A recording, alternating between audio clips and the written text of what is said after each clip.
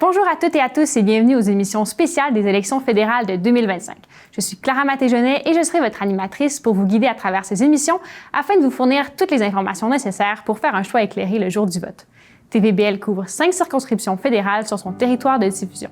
Tous les candidats et candidates des 5 partis reconnus inscrits à la liste électorale de ces circonscriptions ont été invités à participer. Chaque candidat disposera de 6 minutes pour répondre à nos questions. À travers ces entrevues, notre objectif est de vous permettre de mieux comprendre leur plateforme électorale et les enjeux particuliers de chaque circonscription. Chers citoyens, nous vous souhaitons une excellente émission.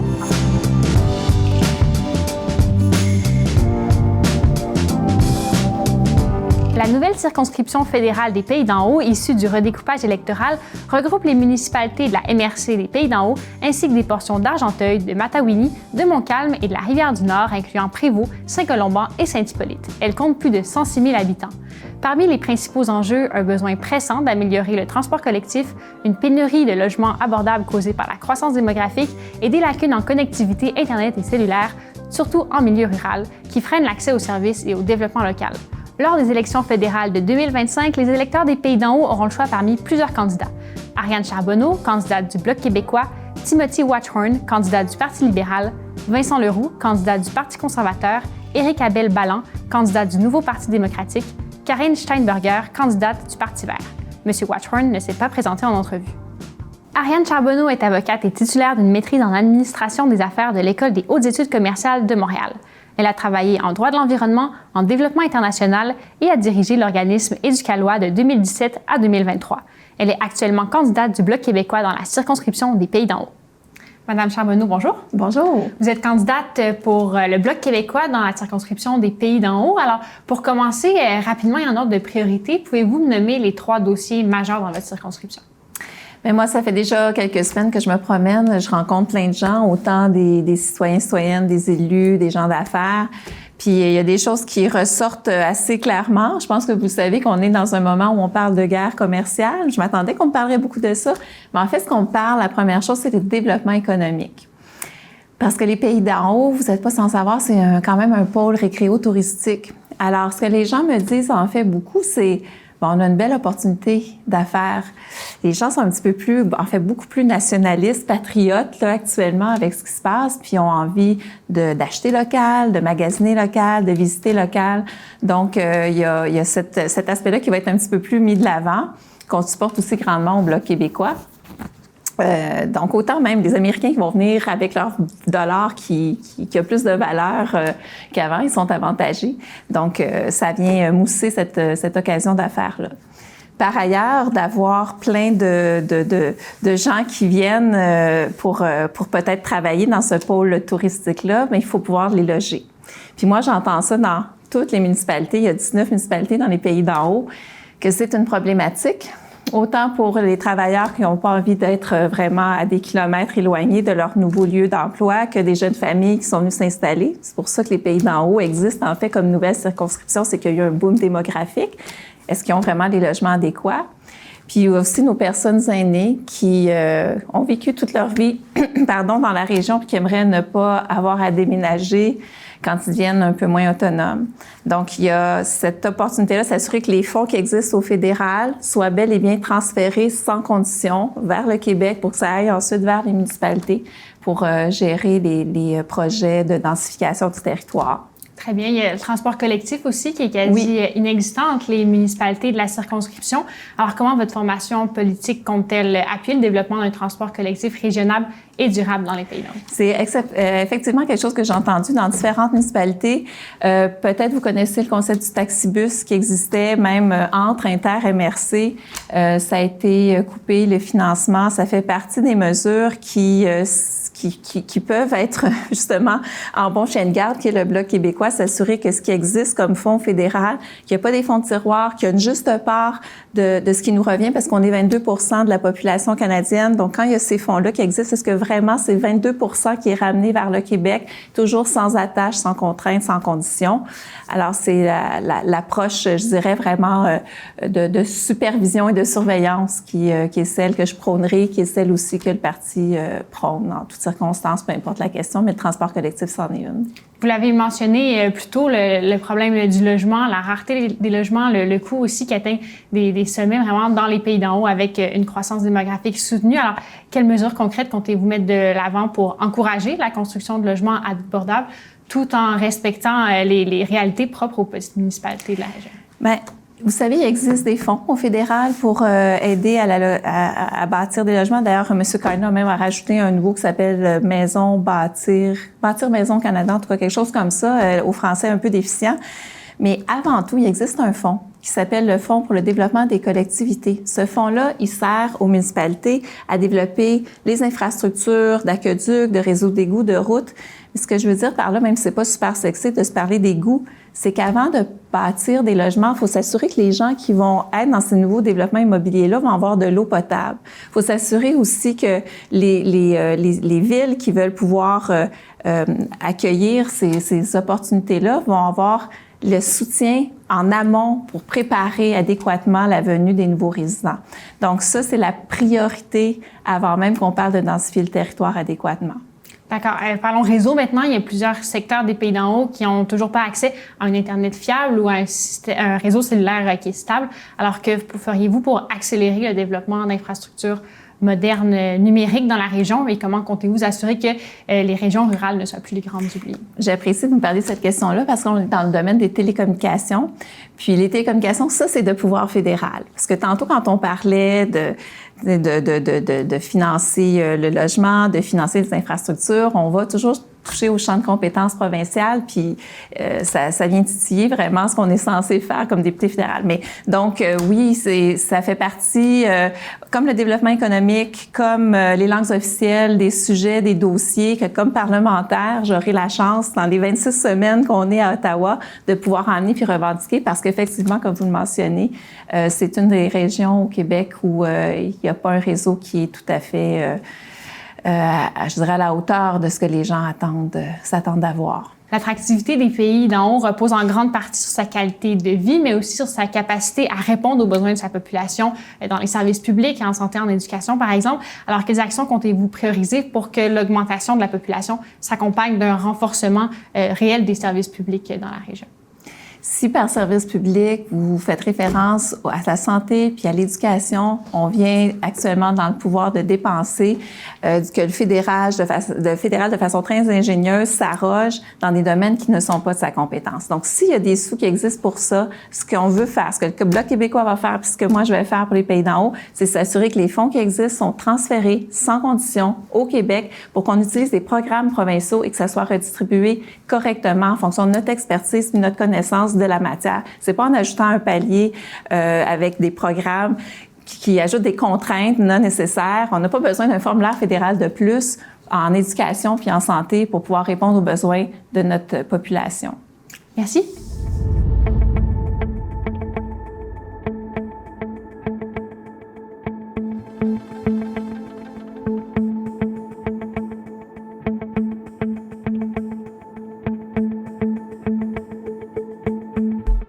Vincent Leroux est ingénieur de profession et dirige une firme de génie conseil dans les Laurentides depuis 2019.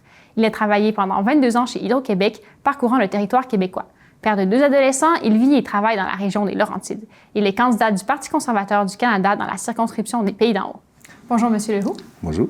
Vous êtes candidat pour le Parti conservateur dans la circonscription des Pays d'en haut. Exact. Pour commencer rapidement et en ordre de priorité, pouvez-vous me nommer les 3 dossiers majeurs dans votre circonscription? C'est certainement le logement. Il n'y a plus de logement. Le prix des logements est à la hausse comme c'est pas possible. Puis en ce moment, je pense qu'il n'y a aucune municipalité qui n'ont pas déjà leur système d'égout, d'aqueduc qui sont sollicités à 100-110 %. Fait que pour créer du nouveau logement, c'est un gros enjeu dans le comté. Commençons par parler de transport, le transport collectif qui est quasi inexistant entre les municipalités de la circonscription.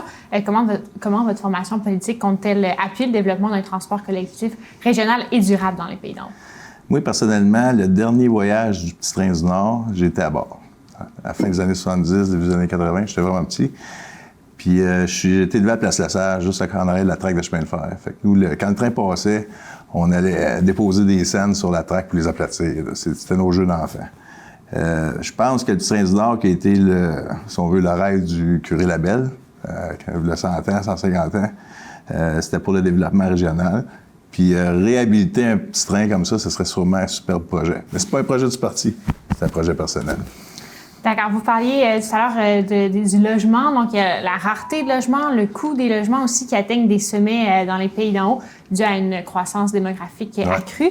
Quelles mesures concrètes comptez-vous mettre de l'avant pour encourager la construction de logements abordables tout en... Bien, la première chose à faire, c'est de limiter l'immigration et de contrôler l'immigration. Parce qu'en ce moment, c'est hors contrôle complètement. Puis, quand je regarde les alternatives qu'on a en ce moment, une mise à jour de tous les systèmes d'aqueduc de toutes les villes pour pouvoir accueillir, je sais pas, 10 d'augmentation de population. C'est pas quelque chose qui se fait sur un horizon d'1 an. Là, en ce moment, on essaye de survivre à la vague d'immigration des 2-3 dernières années. Puis, en ce moment, le plus important, c'est de stopper ça. Il y a plusieurs secteurs des pays d'en haut qui n'ont toujours pas accès à un Internet fiable ou à un réseau cellulaire stable. Que ferez-vous pour accélérer le déploiement d'infrastructures numériques modernes dans votre région et comment comptez-vous assurer que les régions plus éloignées ne soient plus les grandes oubliées? En fait, pour l'Internet, personnellement, j'ai eu beaucoup de problèmes à avoir un accès Internet rapide jusqu'à l'année passée. Il y a une nouvelle compagnie qui s'est installée dans le secteur de Saint-Hippolyte. Je pense que cette compagnie-là est en train de déployer déjà des ressources pour plusieurs autres secteurs dans le comté.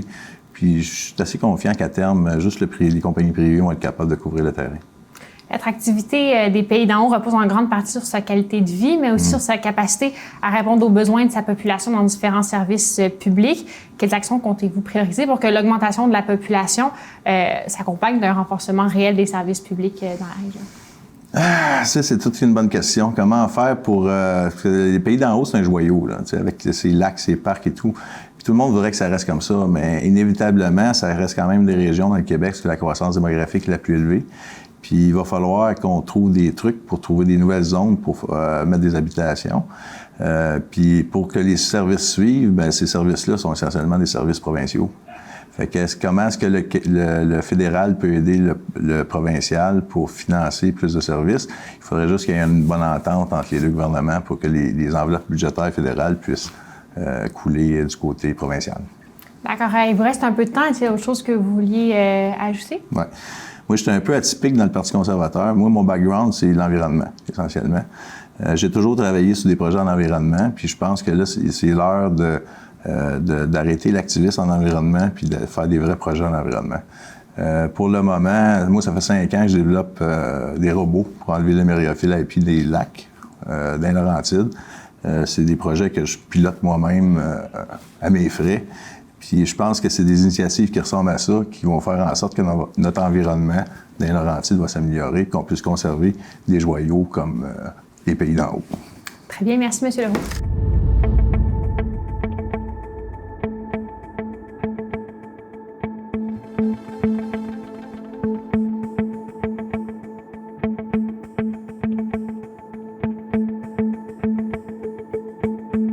Éric Abel-Ballant est un retraité actif, résident de Moronite et candidat du nouveau Parti démocratique dans la circonscription des Pays d'en haut.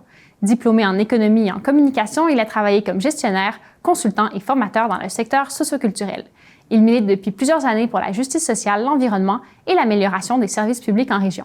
Bonjour, M. Ballant. Bonjour, merci de m'accueillir. Vous êtes candidat pour le nouveau Parti démocratique dans la circonscription des Pays d'en haut. Alors, pour commencer rapidement et en ordre de priorité, quels sont les 3 dossiers majeurs dans votre circonscription selon vous?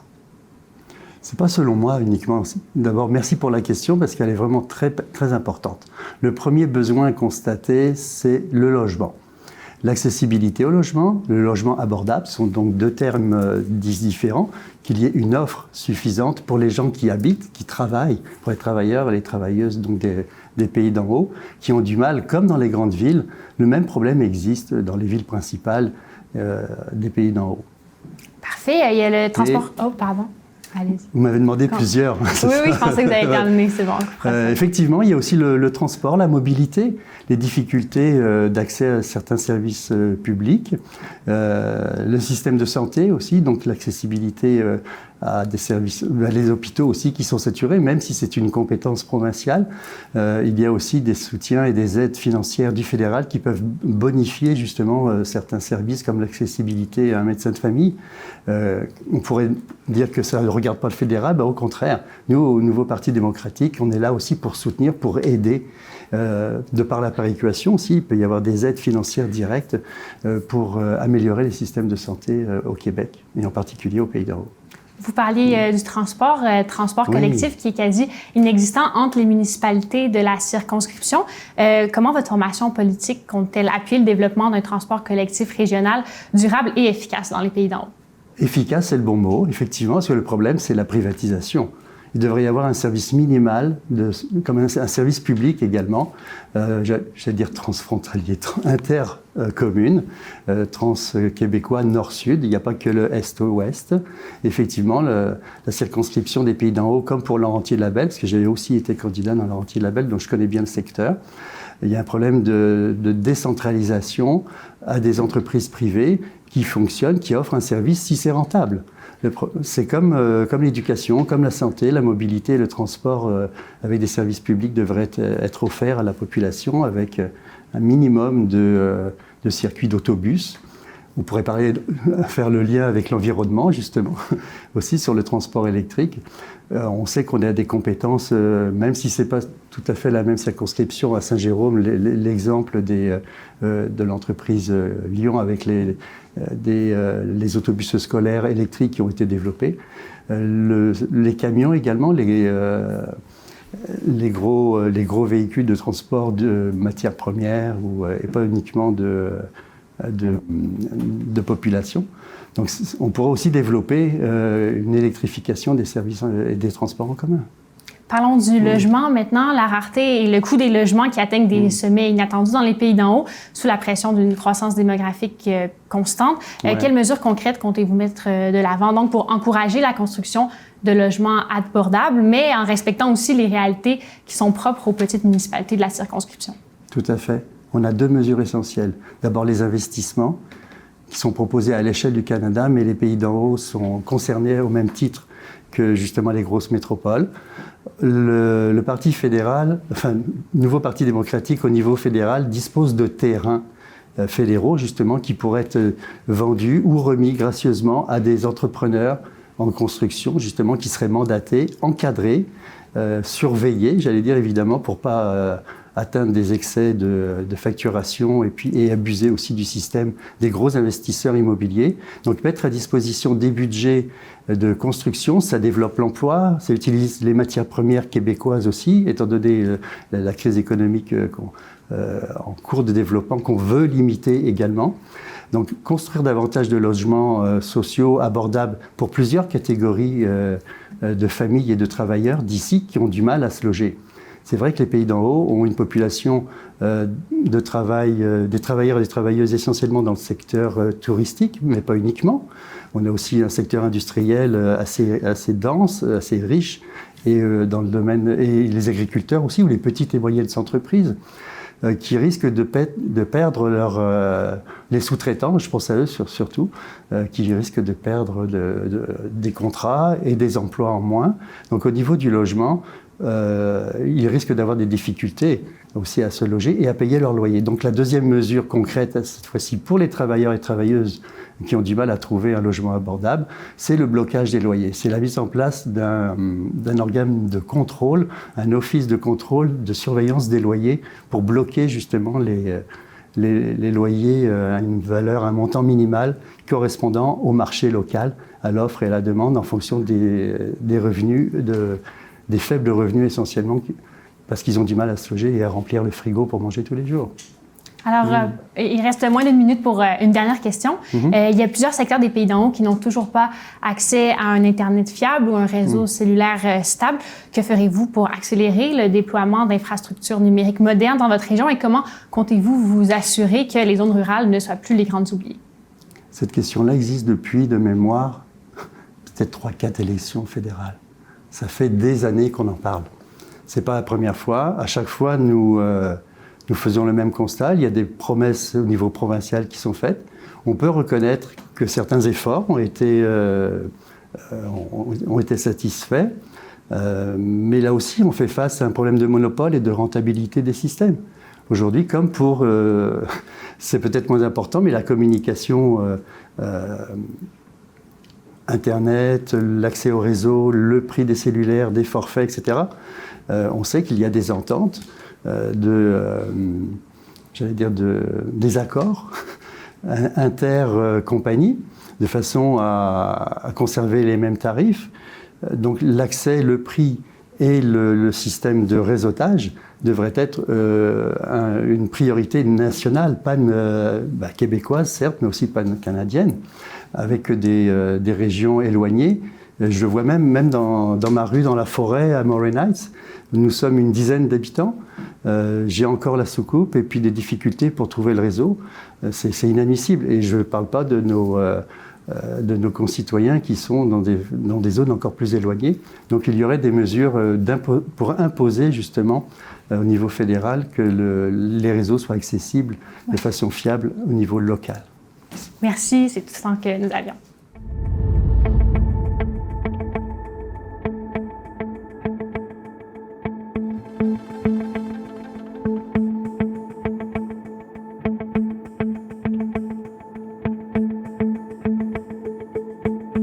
Karine Steinberger est une artiste engagée et tatoueuse éco-responsable installée à Sainte-Adèle depuis 2013. Candidate du Parti vert dans la circonscription des Pays-d'en-Haut, elle milite pour une écologie inclusive et communautaire. Elle a travaillé pendant plus de 10 ans au Cirque du Soleil avant de se consacrer à l'herboristerie, la microagriculture et le design de mode. Bonjour, Madame Steinberger. Bonjour. Alors, vous êtes candidate pour le Parti vert dans la circonscription des Pays-d'en-Haut. Pour commencer rapidement et en ordre de priorité, quels sont les dossiers majeurs dans votre circonscription? C'est sûr qu'on a un gros problème de logement. Il y a beaucoup de gens qui sont arrivés dans notre circonscription. Puis, il y a tout le problème immobilier. Les maisons coûtent plus cher, les logements coûtent plus cher. Fait que c'est quand même un gros enjeu. Le coût de la vie aussi qui est un gros enjeu. Puis, vu qu'on est dans le Nord, on veut protéger aussi nos forêts puis nos espaces verts. Fait que c'est quand même des gros enjeux importants. Si je peux m'étaler plus longtemps, là, mais c'est les top on the list. Commençons en parlant de transport, le transport collectif qui est quasi inexistant entre les municipalités de la circonscription. Alors, comment votre formation politique compte-t-elle appuyer le développement d'un transport collectif régional, efficace et durable dans les Pays-d'en-Haut? Oui, c'est sûr que côté parti, qui est comme plus fédéral, national, ils veulent encourager toute l'énergie verte et durable, donc d'électrifier d'un bout à l'autre. Mais pour la circonscription, moi, je proposerais plutôt d'avoir justement une flotte de taxis minibus électriques pour diminuer les gens les frais être propriétaire de voiture, mais aussi que les distances sont longues. Donc, ça serait très compliqué de faire un système d'autobus ou de train. Donc, ça serait la façon la plus rapide et la plus efficace et innovatrice aussi, parce que ça permettrait de pouvoir avoir des frais moins élevés, puis que les gens, ça les encouragerait aussi de se déplacer avec un transport offert comme ça, qui est écologique en même temps. Vous le mentionnez, plutôt la rareté et le coût des logements atteignent des sommets inattendus dans les Pays-d'en-Haut, sous la pression d'une croissance démographique soutenue. Quelles mesures concrètes, donc, comptez-vous mettre de l'avant pour encourager la construction de logements abordables et adaptés, tout en respectant les réalités propres aux petites municipalités de la circonscription? Oui, effectivement, le Parti vert, il y a quand même un projet de construction de logements abordables, mais en plus, ils vont un peu plus loin.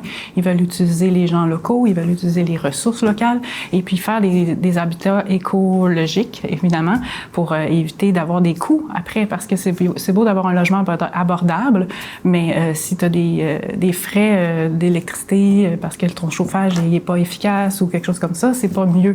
Fait qu'il faut aller pousser plus loin aussi parce que ça touche le coût de la vie en général.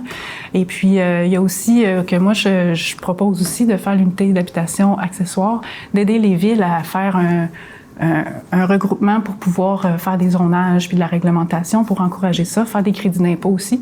L'unité d'habitation accessoire, c'est que ça permet aux propriétaires résidents de les aider financièrement parce qu'ils peuvent se construire un logement abordable, soit au-dessus d'un garage, soit une mini-maison dans la cour, soit un bachelor. On connaît ça beaucoup pour les bigénérationnels, par exemple, mais on va aller pousser plus loin. Puis en même temps, ça fait une communauté plus proche. Ça permet aux gens d'avoir des logements abordables, de travailler ensemble, puis ça donne aussi aux propriétaires un petit espace pour souffler côté budget. Très bien. Certains secteurs des pays d'en haut n'ont toujours pas accès à un Internet fiable ou à un réseau cellulaire stable. Alors, que ferez-vous pour accélérer le développement d'infrastructures numériques modernes dans la circonscription et comment comptez-vous vous assurer que les zones rurales ne soient plus les grandes oubliées? Oui, c'est sûr que y a un gros développement à faire dans les infrastructures, puis c'est sur le terrain qu'il faut aider pour le développer. Donc, c'est sûr que s'il y a des subventions et des trucs comme ça, moi, je vais m'assurer que ça vienne en région pour pouvoir développer dans ma région pour représenter bien la circonscription. Parce qu'évidemment, là, même j'ai de la famille et des amis qui ont de la misère à avoir accès à Internet, puis même réseau cellulaire, des fois, on a de la misère à communiquer ensemble. Fait que je trouve ça super important que ça soit pour des urgences aussi, ou juste pour connecter ensemble. L'attractivité des pays d'en haut repose en grande partie sur sa qualité de vie, mais aussi sur sa capacité à répondre aux besoins de sa population en santé, en éducation, dans les services publics en général. Quelles actions comptez-vous prioriser pour que l'augmentation de la population s'accompagne d'un renforcement réel des services publics dans votre circonscription?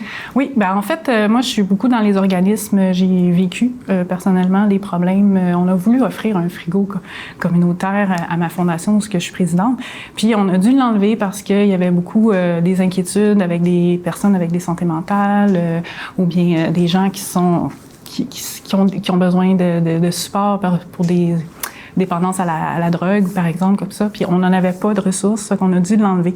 Fait que je pense que de pouvoir offrir le service aux gens, ça serait d'aider les organismes. Les aider autant en leur donnant des subventions pérennes, donc pas qu'il faut qu'ils redemandent à chaque année, et puis aussi d'avoir un groupe de soutien administratif pour pouvoir développer les ressources qu'ils ont envie d'offrir à la communauté. Déjà là, ça aiderait beaucoup, beaucoup aux infrastructures publiques, en fait. C'est d'essayer de joindre les deux.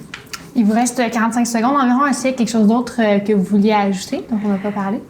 Ben moi, je dirais juste que ça serait bien, vu que c'est une nouvelle circonscription, qu'on puisse prendre l'opportunité de mettre ça plus vert.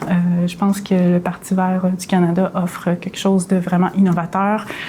Ça permettrait d'avancer, d'aller plus loin sur des dossiers. Puis moi, je me lancerais à fond parce que c'est sûr que je fais ça bénévolement. Ma campagne est 0 $. Puis j'y vais à fond. Fait que si j'ai les ressources puis les leviers pour ça, ben ça me permettrait de pouvoir vraiment aider ma communauté. Parfait. Merci beaucoup. Merci.